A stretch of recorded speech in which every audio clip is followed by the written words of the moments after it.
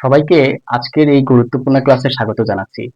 আজকের এই ক্লাসটি গুরুত্বপূর্ণ এই জন্য কারণ আজকে আমরা গণিত নিয়ে ক্লাস করব। গণিত হচ্ছে এমন একটা বিষয় যে বিষয়ে যদি আপনি দুর্বল হয়ে থাকেন তাহলে কিন্তু আপনি চাকরি পাবেন না। সেটা বিসিএস হোক অথবা প্রাইমারি হোক অথবা শিক্ষক নিবন্ধনী হোক, আপনি কোনো পরীক্ষাতেই গণিত ছাড়া আপনি পাশ করতে পারবেন না। সেজন্য আপনাকে গণিতে অবশ্যই অবশ্যই ভালো হতে হবে। তবে গণিতের ক্ষেত্রে আমি একটা বিষয় পরামর্শ দেই, সেটা হচ্ছে আপনারা গদ বাঁধা গণিত করবেন না। আপনি যে চাকরিটার জন্য পরীক্ষা দিচ্ছেন সেই পরীক্ষায় প্রিভিয়াস ইয়ারে কোন কোন প্রশ্নগুলো এসেছে আপনি প্রিভিয়াস ইয়ারের কোশ্চেন গুলো সামনে নিয়ে বসবেন।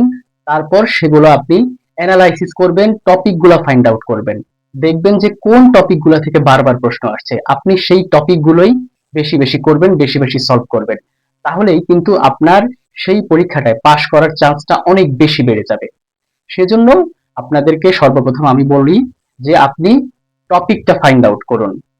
আপনাদের এই যে বিসিএস পরীক্ষা অথবা শিক্ষক নিবন্ধন অথবা প্রাইমারি, এই চাকরির পরীক্ষাগুলোর প্রিলিমিনারি পরীক্ষায় যে প্রশ্নগুলো আসে এগুলো অ্যানালাইসিস করলে মোটামুটি দেখা যায় প্রায় মোটামুটি সেম ক্যাটাগরি টপিক থেকেই কিন্তু প্রশ্ন আসছে। সেজন্য আমরা যেই টপিকগুলো থেকে প্রশ্ন আসে সেই টপিকগুলোর উপরেই গণিত নিয়ে আমরা ক্লাস নেওয়ার চেষ্টা করব। সামনে যেহেতু বিসিএস পরীক্ষা আসছে অথবা প্রাইমারি পরীক্ষা আসছে, এরপরে শিক্ষক নিবন্ধন পরীক্ষা আসছে, আমরা চেষ্টা করব ওই পরীক্ষাগুলোর জন্য টপিক ভিত্তিক ক্লাস নেওয়ার। তবে আজকে আমরা ক্লাসটা নেব হচ্ছে চাকরির পরীক্ষায় আসা বিভিন্ন টপিক থেকে, যে টপিকগুলো গুরুত্বপূর্ণ, যে প্রশ্নগুলো বিভিন্ন পরীক্ষায় এসেছে, সেই প্রশ্নগুলো সলভ করার মাধ্যমে আমরা সর্বপ্রথম ফাইন্ড আউট করব যে কোন টপিকগুলো আমাদের জন্য ইম্পর্টেন্ট। পরবর্তীতে আমরা ওই যে টপিকগুলো আমরা ফাইন্ড আউট করব সেই টপিকগুলোর উপরে ভিন্ন ভিন্ন ক্লাস নেওয়ার চেষ্টা করব। চলুন আমরা আমাদের আজকের এই ক্লাসটা শুরু করি। এই প্রশ্নটি 45তম বিসিএস পরীক্ষায় এসেছে। কোন ভগ্নাংশটি ক্ষুদ্রতম?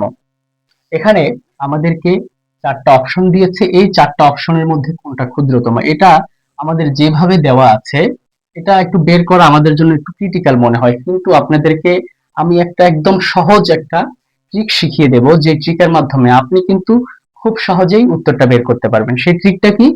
দেখুন, এখানে 10 দিয়ে আপনি যদি 3কে ভাগ করেন তাহলে কিন্তু আপনাকে অনেক সময় নষ্ট করতে হবে, সেটা আপনি করবেন না। আপনি কি করবেন, এখানে হর কিন্তু এক না, হর কিন্তু ভিন্ন। লবগুলা যেহেতু ছোট তো এটা একটু বড় আছে, আমরা প্রথমে লবের সাথে একটা করে শূন্য বসিয়ে দেব যাতে আমরা হর দিয়ে ভাগ করতে পারি। এরপরে আপনি ভাগ করেন, 10 দিয়ে আপনি যদি 30কে কাটেন আপনি পাচ্ছেন 3। আবার 5 দিয়ে আপনি যদি 20কে ভাগ করেন তাহলে আপনি পাচ্ছেন 4। এরপরে 15 দিয়ে যদি আমরা 40কে ভাগ করি তাহলে আমরা কত পাবো? 3 15 45, আমরা 3 কিন্তু পাই না, 3 এর থেকে কম পাই, অর্থাৎ 2 সামথিং। এটা আমরা ধরে নিলাম 2 এর থেকে একটু বেশি। 5 দিয়ে 170কে ভাগ করলে তো অনেক বেশি আসে, এটা এটা হবে না।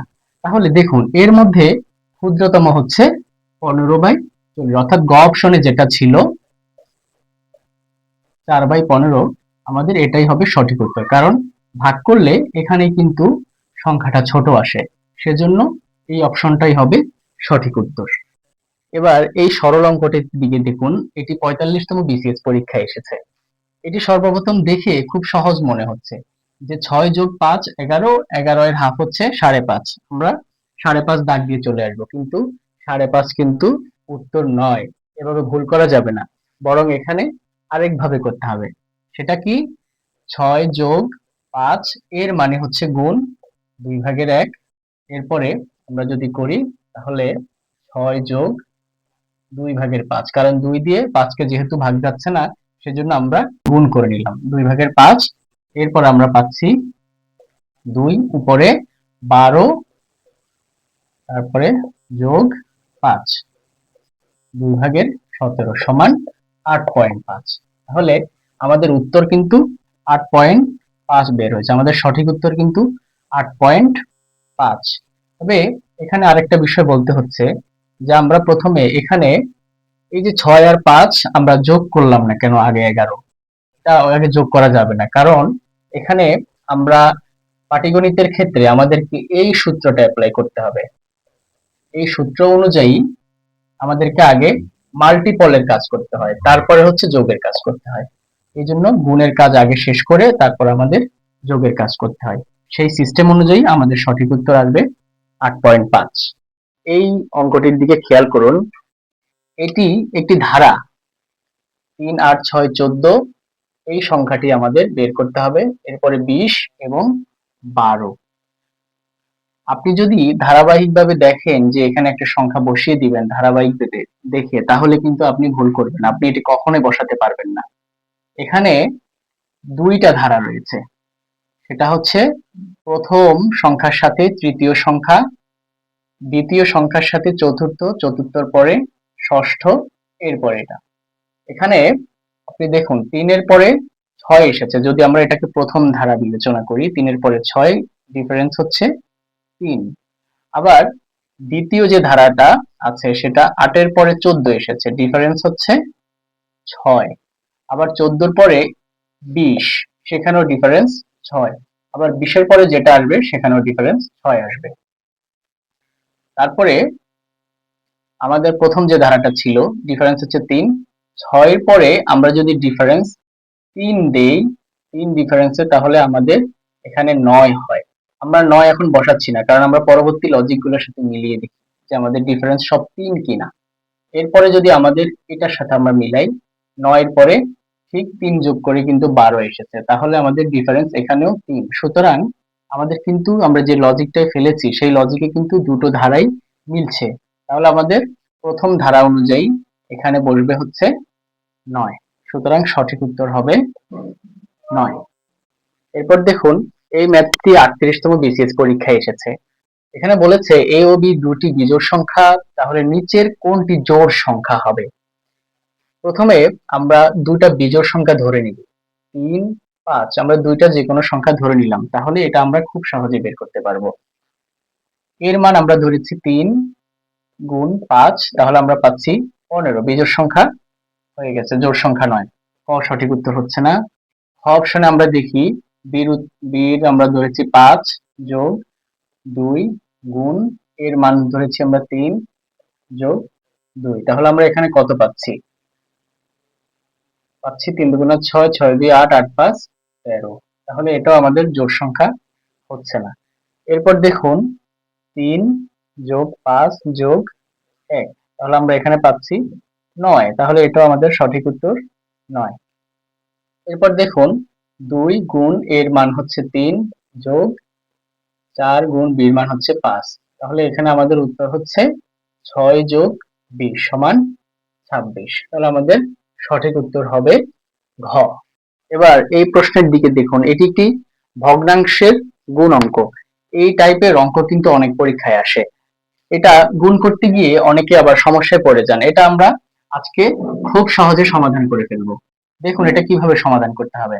সর্বপ্রথম এখানে আমাদের তিনটা সংখ্যা, তিন সংখ্যার ভিতরে সর্বশেষে তিনটা পূর্ণ সংখ্যা আছে, 1 2 2। প্রথম আমরা এই তিনটা সংখ্যাকে গুণ করে নেব, 2 2 4, 4 একে 4। এরপরে আমাদের কি করতে হবে, এই যে দশমিকটা আছে এই দশমিকটা বসাতে হবে। কিন্তু এটা আমরা কোথায় বসাবো? এটা বসানোর আগে আমাদেরকে আরেকটা গুরুত্বপূর্ণ কাজ করতে হবে। দেখুন এখানে যে দশমিকটা আছে, দশমিকের পরে টোটাল কয়টা ডিজিট? টোটাল এখানে হচ্ছে দুইটা ডিজিট আছে। এখানে দশমিকের পরে আছে তিনটা ডিজিট, এখানে দশমিকের পরে আছে দুইটা ডিজিট। টোটাল 3 দিয়ে 5, 5 দিয়ে 7, 7টা ডিজিটের আগে আমাদের দশমিক বসাতে হবে, কিন্তু আমাদের ডিজিট আছে একটা, তাহলে বাকি 6টা কি করতে হবে? বাকি 6টার জন্য আমাদের 4 এর আগে 6টা শূন্য বসাতে হবে, 6। তাহলে আমাদের হলো 3 6 7টা। এরপরে আমাদের এই যে 7টা সংখ্যার আগে দশমিকটা বসিয়ে দিতে হবে। এটাই হচ্ছে এই তিনটা সংখ্যার গুণফল। দেখুন অপশনে, ঘ অপশনে কিন্তু এটি রয়েছে, 3 6 7টা ডিজিট রয়েছে। আমাদের ঘ অপশনটাই হচ্ছে সঠিক উত্তর। এবার এই প্রশ্নটির দিকে দেখুন, একটি নৌকা স্রোতের অনুকূলে যায় ঘন্টায় 15 কিলোমিটার এবং প্রতিকূলে যায় 5 কিলোমিটার। তাহলে স্রোতের বেগ কত? স্রোতের অনুকূলে মানে হচ্ছে নৌকার গতি প্লাস স্রোতের গতি, দুটো মিলিয়ে হচ্ছে 15 কিলোমিটার। তাহলে আমরা লিখি নৌকা প্লাস স্রোত, দুটো মিলিয়ে হচ্ছে 15। আবার স্রোতের প্রতিকূল, অর্থাৎ নৌকা থেকে, নৌকার যে গতি সেখান থেকে স্রোতের গতিটা বিয়োগ হবে, নৌকা বিয়োগ স্রোত, তাহলে আমরা সেখানে পাচ্ছি 5 কিলোমিটার। এরপরে দেখুন, এই প্রশ্নে আমাদের কাছে স্রোতের বেগ জানতে চেয়েছে। যদি আমাদের এখানে জানতে চাইতো যে নৌকার বেগ কত ছিল, তাহলে যেভাবে আছে এই দুইটাকে আমরা যোগ করে দিতাম। সেটা কিভাবে হতো আমি এটি দেখানোর জন্য বলছি। আমরা দুইটা স্রোতকে, আমরা একটা প্লাসের একটা মাইনাসের, এই দুইটাকে আমরা কাটাকাটি করতাম। এখানে পাইতাম যে আমরা 2 নৌকা সমান 20। এরপরে নৌকার হচ্ছে 2 দিয়ে যদি আমরা 20কে কাটাকাটি করি তাহলে আমরা পাচ্ছি 10। এই অঙ্কে নৌকার গতিটা হচ্ছে 10 কিলোমিটার। এটা আপনাদেরকে শিখিয়ে দিলাম।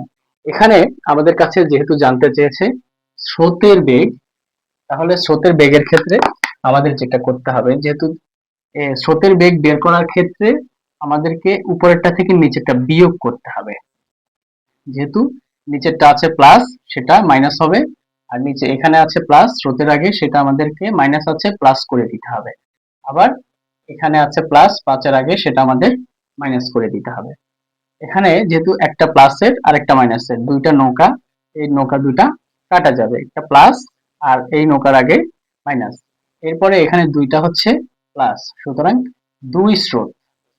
2 স্রোত সমান 15 থেকে 5 বিয়োগ দিলে 10।